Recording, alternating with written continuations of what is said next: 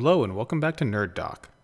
The Batman is finally here, and we're going to be talking about the plot, the ending, and the post-credit scene, or whatever you want to call it. There will be spoilers for the Batman, but if you do not wish to be spoiled, you can check out our spoiler-free review linked below. If you are looking for more spoilers for the Batman, you will also find our other Batman coverage linked below, including our Batman sequel video covering what we expect from the next film in the franchise. We also have a video covering some of the riddles in the Batman so you can test your knowledge against Batman's. We can't show you actual footage from the movie because Warner Brothers wouldn't like that, and the movie is still in theaters, so please bear with us on that front. Also, just to get this out of the way now, there isn't a real post-credit scene at the end of the Batman. It's just a little Riddler tease. There are chapter timestamps below if you'd like to jump straight to that part of the video. If you have any questions, leave a comment and we'll try to answer them as best we can. The Batman is set in the second year of Bruce Wayne donning the cape and cowl. Thomas and Martha Wayne, his parents, have been dead for 20 years, the Joker is already locked up in Arkham Asylum, Batman already has a close relationship with Officer Gordon, and Bruce Wayne is starting to get the hang of being Batman. He's still a little rough around the edges, but for the most part he's Batman as soon as the movie begins, which just so happens to be on Halloween.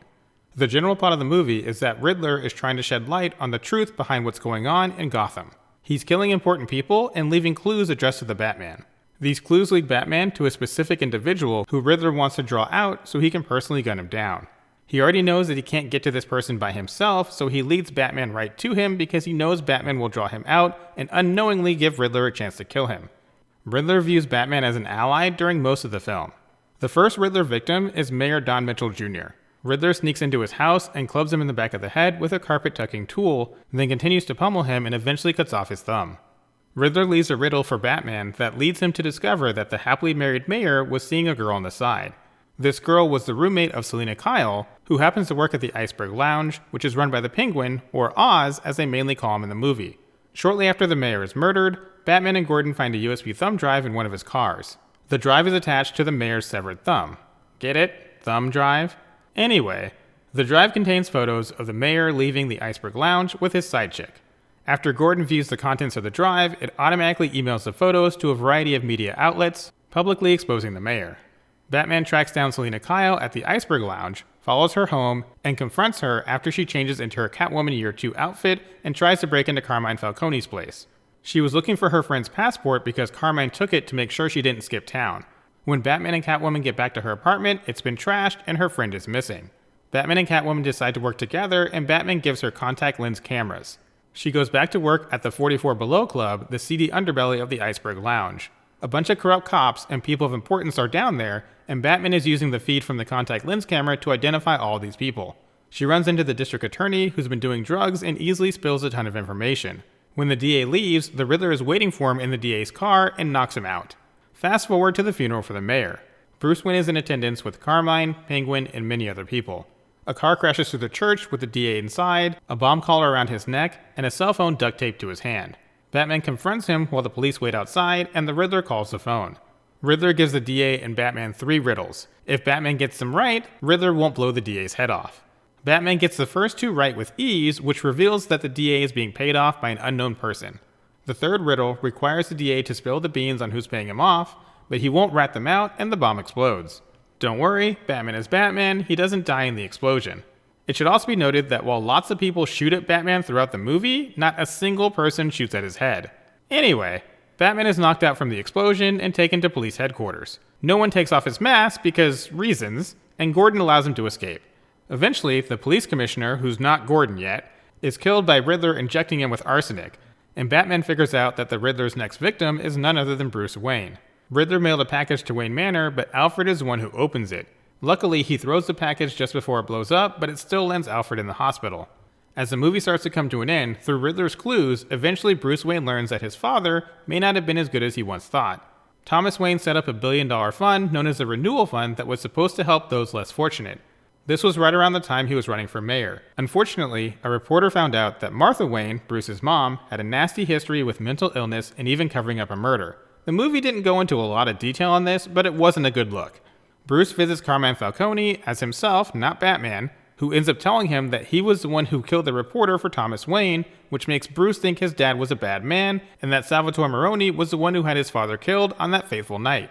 Bruce then visits Alfred in the hospital, who tells him that his dad never wanted Carmine to kill the reporter, and he only went to Carmine because he was trying to protect his wife and family. Alfred then tells Bruce that it was actually Carmine Falcone that had Thomas Wayne killed, because Thomas was going to confess everything to the police since he felt so bad about the reporter dying. Batman pays another visit to Carmine Falcone at the Iceberg Lounge, but Catwoman got there first. A little earlier in the film, Catwoman had confessed to Batman that Carmine was her father.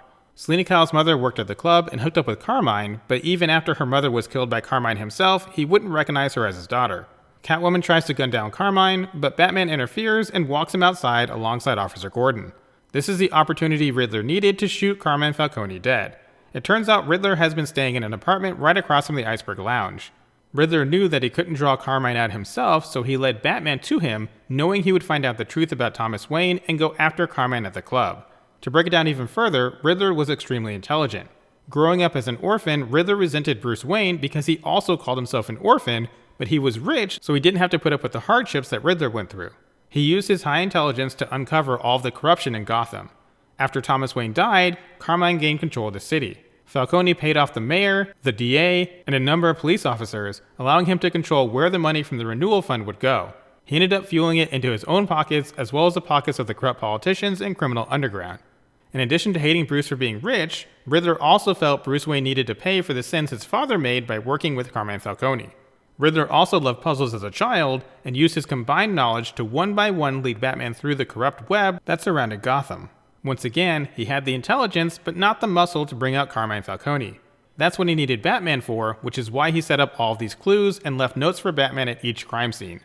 After Riddler kills Carmine, Batman and the police raid his apartment and Riddler goes to Arkham. He asks for a visit from Batman, where he gives him one final clue. This sends Batman back to the Riddler's apartment, where he uncovers what's basically a Twitch or YouTube page where Riddler has been making videos for his 507 followers. These are all people who share his ideals of uncovering the corrupt Gotham by any means necessary. Before Riddler was locked up, he set a number of explosives in trucks along the water wall surrounding Gotham. They all go off at the same time, flooding the city and forcing everyone to take shelter at Gotham Square Garden, the local sports arena. Riddler knew this would happen because that's the only safe place to be during the flood, and sent his followers there dressed just like the Riddler is in the movie and armed with rifles and shotguns. With everyone corralled in the same spot, they're easy pickings for snipers in the rafters of the arena. Batman saves the day with the help of Catwoman, but the movie ends with the city still being flooded and the National Guard being called in. Catwoman leaves, saying she may be heading upstate to Bloodhaven, but Batman is staying in Gotham, believing that he can be the hope Gotham needs to become better. Just before the credits roll, we see Riddler in his cell in Arkham, upset that Batman foiled his plan. In the cell next to him is Barry Keoghan, who is listed as Officer Stanley Markle on IMDb, an unseen Arkham prisoner in the credits of the movie. In reality, this is the Joker. During the conversation between Joker and Riddler, Joker says the Riddler's trademark line, "Riddle me this," before hinting that they can both make a comeback by breaking out of Arkham and getting back at Batman in the city of Gotham. All of this is leading into the sequel that will almost certainly cover the No Man's Land comic book run, and also the Penguin HBO Max show that will likely build up to the events of No Man's Land. We talk more about all of that in our Batman sequel video linked below.